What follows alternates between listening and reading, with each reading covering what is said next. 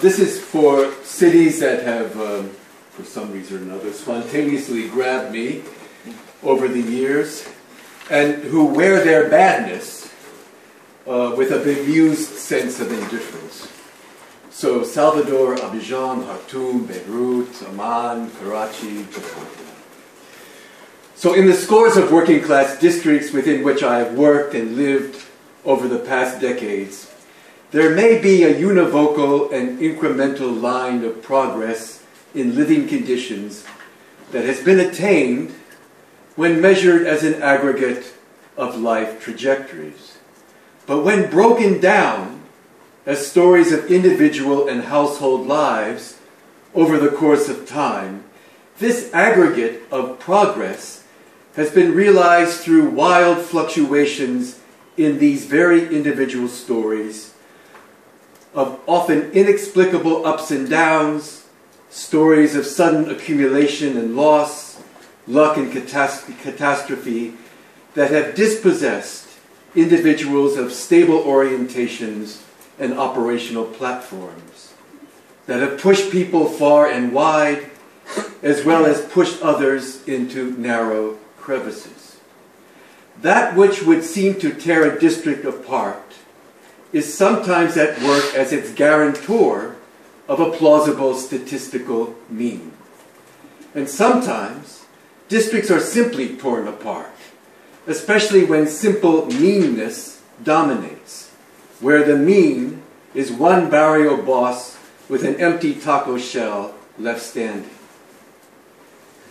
All then seem to be evened out in an analytical gaze that pitches itself to some average story, that gathers up all the statistical indices possible to assign to these oscillations, which considers communities marching in step along one route, one line. Progress becomes the normalization of sharing protocols and algorithmic designs that figures its way across large data sets in order to support locational decisions, balance urban processes, and maximize economic multiplier effects and sustainability. The economic entity, whether it's the district, community, or region, the economic entity that progresses is constituted through these measurements as a collective subject. But it is a subject not made up of stable components, but rather components that are passing through each other at different speeds and capacities. Some on the way up, some on the way down, and some entrained in more circuitous routings. So that the individual identity pointed to in the story of that collective subject is itself rerouted into a more linear narrative, a kind of shape-shifting made up of fluctuating disjunctions between the deployment of I as some kind of stable referent and its shifting uses as pointing to varied manifestations in different contexts. So the collective attainment is not one of a collection of clearly defined individuals, but, as Celia Lurie says, a moving ratio of more and less than ones, in which authenticity, belief, doubt, and speculation are always the contingent outcome of a serial calibration of signal and noise, interference, and uncertainty. In these districts of the poor and working class across the South where I have worked, significant dimensions of the lives of the elements that make up these districts then appear to address no specific concerns, no specific targets. They conjoin rhythms of occasions and practices not easily attributed to any single person or thing. They are rather shifters in a complex politics that may use the occasion of specific enunciations actualized in particular circumstances to create context for bringing provisional collectives to life, ones that don't pin down their constituents to overbearing judgments or histories. These contexts enable endurance, not for the durability of clearly knowable entities that must be defended or liberated at all costs, but for endurance as something that is felt, where what was aspired to, what was sacrificed for, what was the compelling imagination of all the strivings and hard work of care is not necessarily lost. In circumstances of intense volatility and uncertainty, circumstances that characterize many urban districts across the South, it is important for residents not to draw too much attention to themselves, to not stand out, particularly if they enjoy advantages that others may not have, if they prompt envy or exude a constant sense of dependency. At the same time, residents cannot be viewed as simply adding to the repetition of an endless grind of drudgery and dissolution. They cannot situate themselves as merely expendable, a surplus of suffering. They must become a small niche of exception, of adding something different to the fabric of mere survival, but in such a way as to be able to control the demands made of this singularity, always vulnerable to depletion.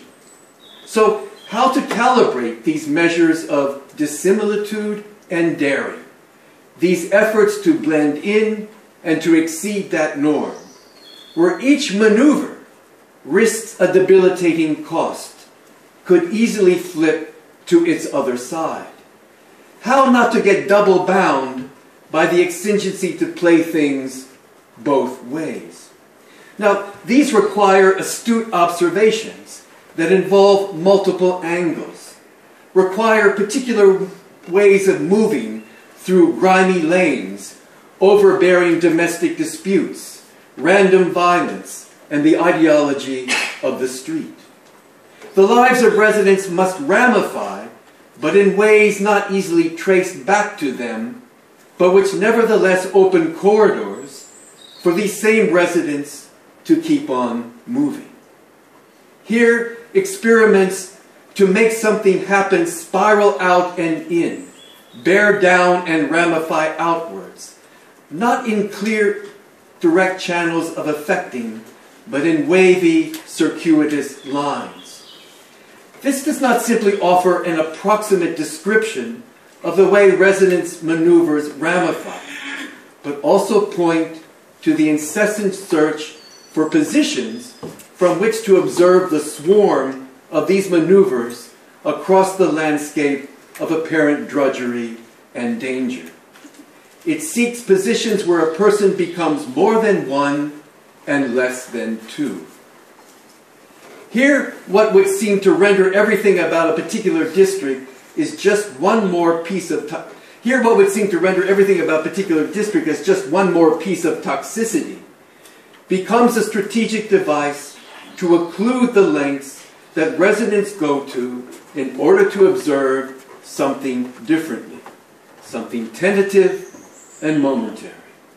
Thus, domestic workers in rich households, janitors in multinational headquarters, security guards in research installations, drivers of the elite, toilet cleaners in airports, enforcers for local politicians, rogue police, mechanics affixing false compartments on delivery trucks, pirate electricity connectors, card sharks, Pentecostal pastors, button stitchers, sewer technicians, shaman, fabricators, counterfeiters, and hackers, all spiral around each other and their respective places of operation.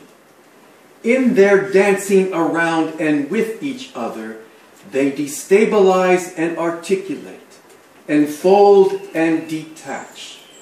They are simultaneously the substrate of all urban productivity and the detritus.